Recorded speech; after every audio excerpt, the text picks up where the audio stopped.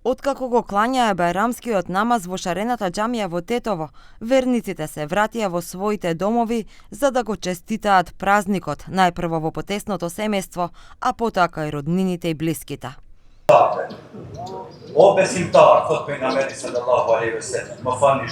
Љубовта во семејството и меѓу пријателите беше порака на сите за овој Курбан Бајрам.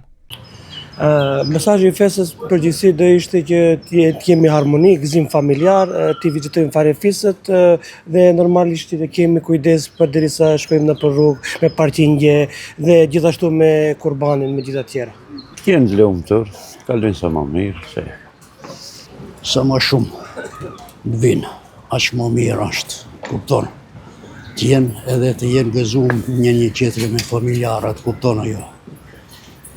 Bajrami sjell bujarin e njerëzimit, kupton ajo, i kënaq ndër një vetëdije, kupton, dhe i bashkon sa më shumë. duhet këtë të bëjmë ato kushte që duhen, apo?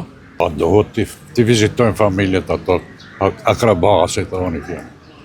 Među vernicите sretnavme i turistot Turcija. Türkiye'den selamlar olsun. Makedonya ata toprağımızdan ana vatana saygılar, sevgiler olsun. Hepinizi seviyoruz. Çok güzel Balkan coğrafyası bizim kalbimizde her zaman yer edinmiştir. Babalarımız burada, ecdatlarımız burada yaşamışlardır. Biz de İstanbul'a, Türkiye'ye göç etmişizdir.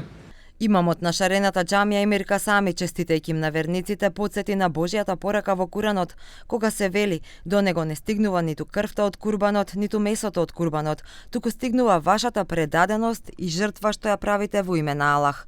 Тој упати и порака граѓаните да внимаваат каде ги фрлаат остатоците од курбаните.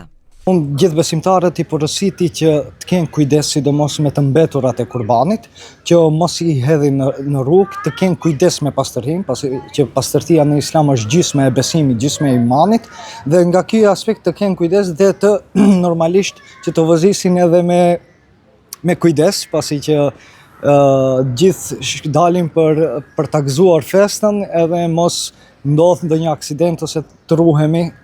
Курбан Бајрам, познат како празник на жртвувањето, е еден од двата најважни празници во исламскиот календар и го означува завршувањето на годишниот аџилак во Мека.